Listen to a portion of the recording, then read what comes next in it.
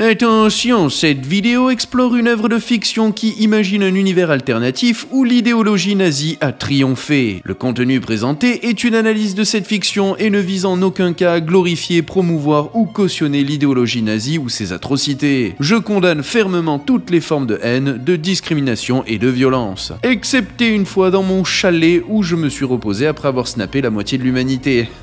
Sacré souvenir. Bon, comme vous le savez, le kryptonien sympa du quartier sera prochainement au devant de la scène en ouvrant le bal d'un duel cinématographique estival de très haute volée puisqu'il sera en concurrence avec la première famille de la maison Marvel boostée à la Pedro Pascal Mania, mais aussi aux dinosaures du Jurassic Park qui pourront compter sur l'Avengers retraité Scarlett Johansson pour augmenter leurs ventes. Superman reste néanmoins l'idéal de chaque homme souhaitant vivre avec honneur et forcé de reconnaître que ce sont bel et bien ces bandes annonces qui tapent le plus à l'œil, et ce malgré l'arrivée de James Gunn au pouvoir qui n'a pas hésité à balayer d'un revers de la main le retour promis d'Henry Cavill par la Warner à l'époque. Bref, aujourd'hui, vous l'avez compris, ça va parler kryptonien, et comme vous le savez, Kal-El s'est réinventé au fil des années et a connu d'innombrables versions. Et bien que d'autres s'amusent encore à déconstruire la vision de cet homme parfait, DC Comics ont eux-mêmes proposé des versions qui ont mal tourné de Superman. Et c'est précisément à eux qu'on va s'intéresser aujourd'hui. Mais avant tout, comme d'habitude, moi c'est Petit Thanos, bienvenue sur cette chaîne entièrement dédiée à la pop culture et principalement aux comics.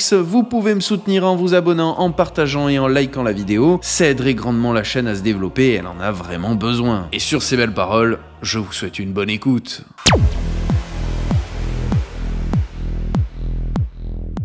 Originaire de la Terre 10, cette version de Kal-El a atterri sur Terre en 1938 dans la région des Sudètes. Découvert par le parti nazi, l'enfant est élevé par Adolf Hitler en personne. Inspiré par les aventures de Superman, Hitler le renomme Overman, un surhomme nazi créé pour anéantir tout espoir chez ses ennemis. Sous le commandement d'Hitler, Overman et les forces allemandes conquièrent la Terre avec la prise de Washington le 20 avril 1956. Overman quitte ensuite la Terre pendant 3 ans et à son retour, il assiste horrifié à l'achèvement de l'Holocauste. Il devient alors un fervent critique des politiques génocidaires d'Hitler, tout en continuant à servir l'État nazi aux côtés des nouveaux Reichsmen. Les scientifiques nazis parviennent finalement à créer un clone d'Overman à partir de ses cellules souches qu'ils appellent Overgirl. Overman l'aime beaucoup et la considère comme sa propre famille. Il épouse également une femme, Lena, qu'il maintient jeune pendant des décennies grâce à une substance chimique extraterrestre. Malheureusement, leur mariage devient froid et dénué d'amour. Quelque temps plus tard, Overgirl meurt, ce qui le plonge dans un chagrin inconsolable. Submergé par le deuil, mais aussi par la fureur de sa femme face à la diminution des réserves de la substance de jouvence et de ses propres atrocités passées, il décide de fournir des informations à ses ennemis, ce qui conduit à la disparition des nouveaux Reichsmen et de Metropolis. Son chagrin et sa culpabilité étant immenses, il connaîtra d'autres tourments lorsque la prophétie, désireuse de voler les pouvoirs des Superman du multivers, tente de voler les siens. Par chance, il est sauvé par un groupe de héros qui protège le multivers connu sous le nom de la justice incarnée. Le Superman de la Terre 10 a été dépeint de deux manières bien différentes au fil du temps. Dans ses premières apparitions, il était représenté comme un arien blond stéréotypé, arborant fièrement une croix gammée nazie à la place du S habituel sur son torse. Quant au récit dont je vous parle depuis le début, le montre sous les traits d'un Superman brun standard. Bien qu'il ne soit pas forcément plus fort que d'autres Superman, il reste néanmoins une des visions les plus horribles du kryptonien.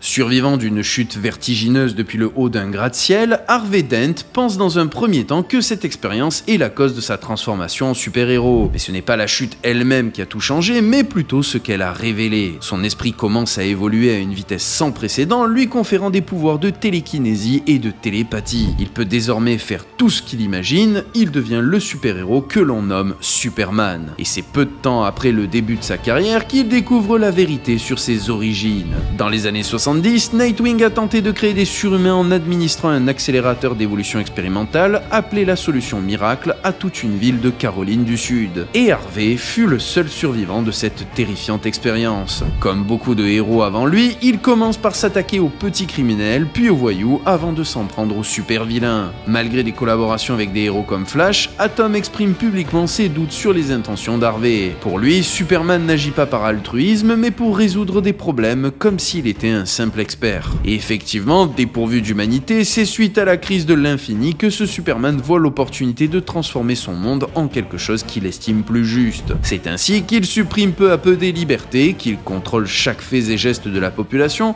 en contrôlant les caméras et chaque donnée circulant dans le monde. Il mit en place tout un système d'endoctrinement pour convertir ses ennemis à son image.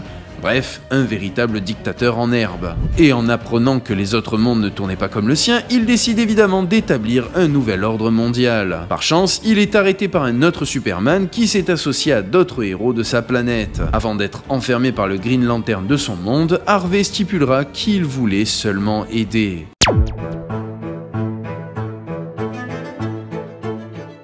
Comme vous le savez, Lex Luthor a toujours eu un objectif, créer sa propre armée de Superman. Pour y arriver, il a tenté de fusionner l'ADN de Superman avec l'ADN humain, et son premier cobaye est un adolescent nommé Bobby. Après l'injection, Bobby se transforme en un monstre imposant à la peau blanche, doté d'une vision cryogénique et surtout d'une immunité à la kryptonite. Cependant, Lex, rusé, déduit la faiblesse de sa création. Un rayonnement solaire concentré peut saturer les cellules kryptoniennes.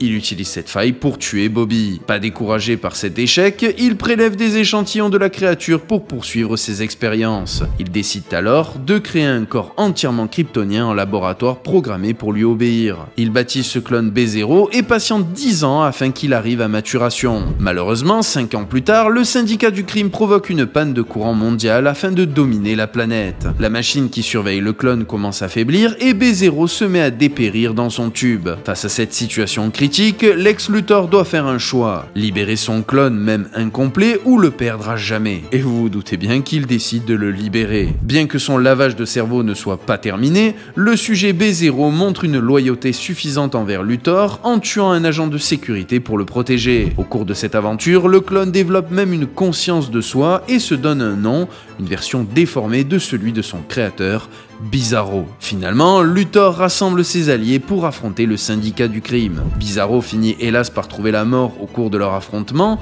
ce qui donnera lieu à l'une des scènes les plus touchantes de Lex Luthor, puisque pris d'affection pour sa création, sa tristesse lui donne le boost nécessaire pour vaincre ses adversaires. Après la défaite du syndicat du crime, Luthor, déterminé, jure de relancer le projet B0 et de créer un meilleur Bizarro.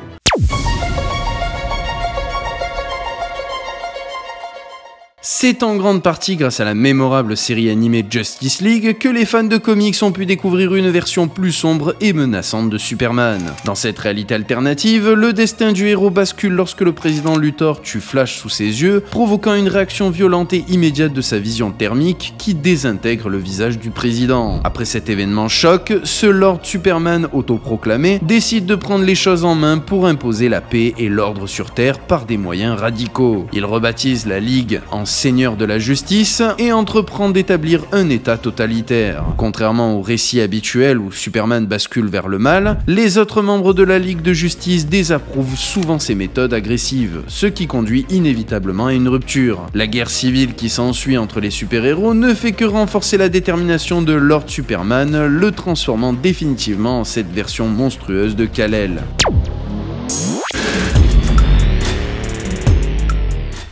Inspiré par le succès du jeu vidéo Injustice, DC Comics a intelligemment développé une préquelle en bande dessinée, étoffant ainsi la chronologie de cet univers sombre. Cette adaptation a offert aux fans de comics et de jeux vidéo une version glaçante et tyrannique de Superman. Sous le même titre, la série Injustice dépeint un scénario apocalyptique où Superman est plongé dans une douleur et une misère insoutenables. En effet, le Joker, saoulé par Batman, s'en prend à l'homme d'acier. Il assassine Jimmy Olsen, puis kidnappe Lois et leur enfant à naître. Attirant Superman dans un piège diabolique, il utilise un gaz de peur mélangé à de la kryptonite. Superman croit combattre Doomsday, mais en réalité, c'est Lois, enceinte, qu'il projette dans l'espace, la tuant instantanément. Et ce n'est pas tout, la mort de Lois déclenche une bombe nucléaire anéantissant Metropolis. Dévasté et fou de rage, Superman affronte le Joker et les provocations du prince du crime poussent Clark à bout. Il lui arrache le cœur sous le regard horrifié de Batman.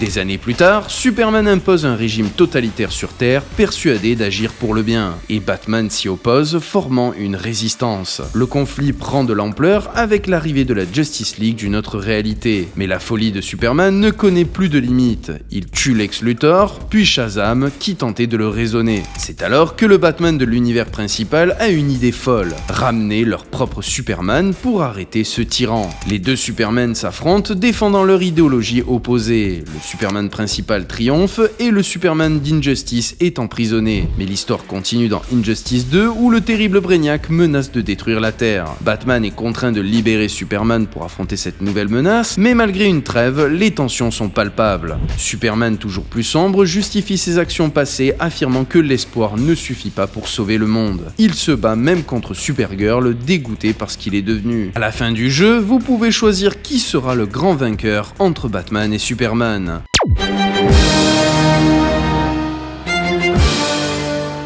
Dans l'univers alternatif d'Elseworld Superman The Dark Side, nous sommes plongés dans une réalité terrifiante où le destin de Superman prend une tournure radicalement différente. Sa capsule de survie est déviée par un tunnel boom, le faisant s'écraser non pas sur Terre, mais sur Apokolips. Là, Kal est recueilli et élevé par Darkseid, devenant ainsi son fils adoptif et son plus féroce lieutenant. Cette éducation impitoyable le forge en un être déterminé et sans pitié, entièrement dévoué à la cause de son père adoptif. Ce chevalier de la mort sème la terreur. Il assassine son demi-frère Kalibak, brise les jambes de Mr. Miracle et provoque l'explosion d'une bombe qui anéantit la planète New Genesis. Face à de tels actes, peu osent contester la peur et l'horreur qu'il inspire, tant aux lecteurs qu'aux nouveaux dieux eux-mêmes. Par chance, le destin le rattrape puisqu'une prophétie le ramène sur Terre où il est sauvé par Lois Lane. Confus et seul, il découvre ses pouvoirs en protégeant les humains. La guerre des nouveaux dieux s'abat sur la Terre et Superman se retrouve au cœur du conflit. Retrouvé par Darkseid, il découvre l'effroyable vérité. Darkseid veut utiliser l'équation anti-vie pour asservir la Terre.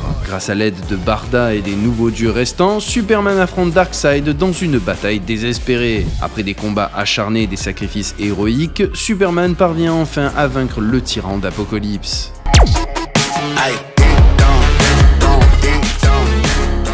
L'histoire que je vais vous raconter est une version bien plus sombre de l'arrivée de Superman. Tout commence à la ferme des Kent, à Smallville, au Kansas. Un vaisseau spatial atterrit et de son intérieur s'échappe un être hurlant qui tue Jonathan Kent sur le champ. Sa femme, Martha, entend les cris et découvre son mari inerte près du vaisseau. De retour dans la maison, Martha est assaillie par des voix, des détonations et des bruits violents. Soudain, du plafond, un petit humanoïde vêtu d'une cape rouge tombe et la prend en chasse à travers la maison. Il la projette hors de la porte arrière et alors qu'elle court vers la grange, un rayon de chaleur la brûle et fait exploser le bâtiment. Blessée, Martha tente d'atteindre son camion, mais avant qu'elle ne puisse démarrer, l'extraterrestre bondit sur le capot, hurlant, et projette le véhicule à travers champs. Martha reste là, à terre, sous le regard de la créature, et alors qu'elle essaie de s'échapper, la voiture explose, la tuant sur le coup. L'enfant extraterrestre s'envole alors dans les airs, arborant fièrement le symbole rouge de la maison L sur sa poitrine. Rappelant le film Brightburn, c'est dans le numéro 1 du comics DC House of Horror que Kal-El apparaît comme un méchant classique du cinéma d'horreur, et c'est clairement une lecture parfaite pour animer vos soirées d'Halloween.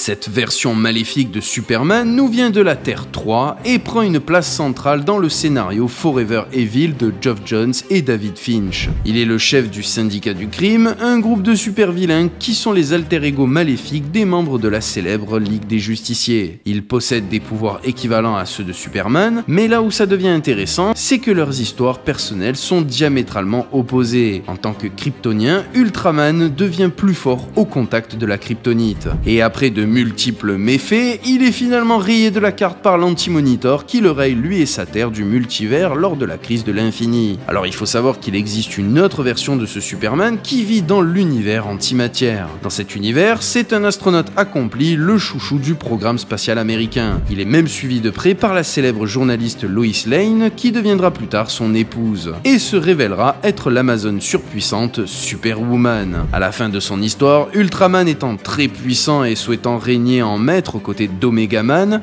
il finit par être piégé dans le multivers par la Ligue des Justiciers.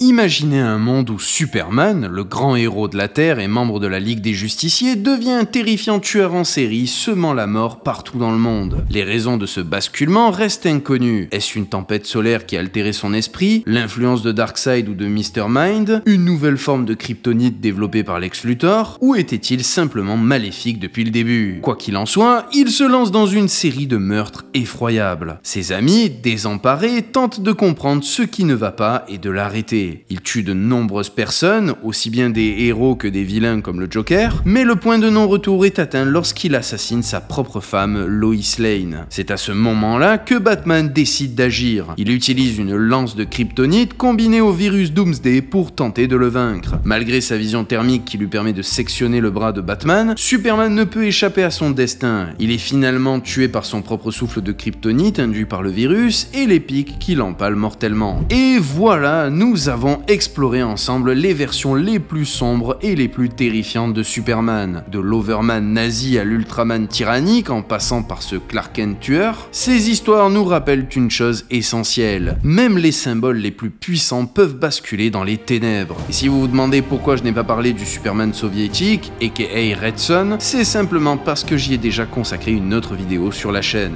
Ces récits alternatifs ne sont pas là pour choquer gratuitement, ils sont une façon pour les auteurs d'explorer les limites du pouvoir, les dangers de l'idéologie et ce qui se passe quand les plus grandes forces sont corrompues. Ils nous poussent à réfléchir. Qu'est-ce qui définit vraiment un héros? Et qu'arriverait-il si le S sur la poitrine n'était plus synonyme d'espoir, mais de terreur? J'espère que cette plongée dans les recoins les plus sombres du mythe de Superman vous a plu et vous a fait voir le personnage sous un nouveau jour. N'hésitez pas à me dire en commentaire quelle version vous a le plus marqué et pourquoi. Et si vous avez d'autres idées de sujets à explorer, faites-le moi savoir. Et sur ces belles paroles, c'était Petit Thanos, je vous fais des bisous. Peace.